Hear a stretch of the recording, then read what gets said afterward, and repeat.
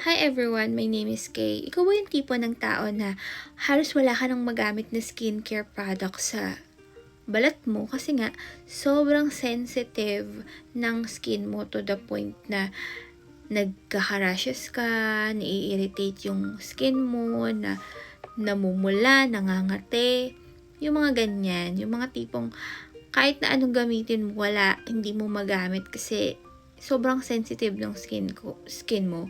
Maybe there were some factors, but one of the factors could be baka yung skin barrier mo is sira or compromised na. Then I learned about this Papa Peel product called the Papa Peel Cellular Barrier Recover Firming Serum. So, meron palang ganito, kasi sa Korea, meron silang procedure na inaayos din yung skin barrier. And dito, sa atin, merong serum pala na umaayos or nagre-repair ng skin barrier natin.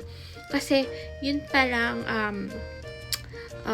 yung mga beauty products or skincare products, kapag yung skin barrier mo is compromised na or sira na, kahit anong lagay mo, kung hindi siya effective, mas lalong nai-irritate yung skin mo. So, maybe we should work on that as well.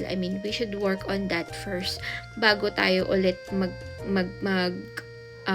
lagay ng serum or ng kahit na anong skincare products sa skin natin. And nakakatulong din na minsan papahingahin natin yung balat natin, wala muna tayong masyadong ilalagay na kung ano-ano, kasi karamihan sa atin, kagaya ko, medyo marami na akong nilalagay sa skin ko, kagaya ng retinol. Sa gabi naglalagay ako ng retinol, ng serum, ng cream. Sa morning naglalagay ako ng vitamin C, ng sunscreen. Minsan hindi nga ako nakakapaglagay ng sunscreen, kaya tuloy, 'di ba, pag nagbibilad tayo, mabilis makatanda or maka-age, nakakaroon tayo ng mga fine lines. Kagaya ko ngayon, 37 na ako. Syempre, hindi na rin ganun kabilis umepek yung mga products sa akin, lalo na hindi naman ako healthy living, like hindi din naman ako kompleto sa tulog, lagi akong puyat, and hindi rin ako matakaw sa tubig, mga ganun.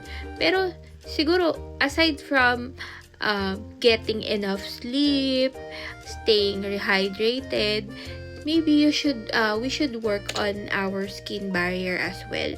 Kung gusto natin na tumalab yung mga skincare products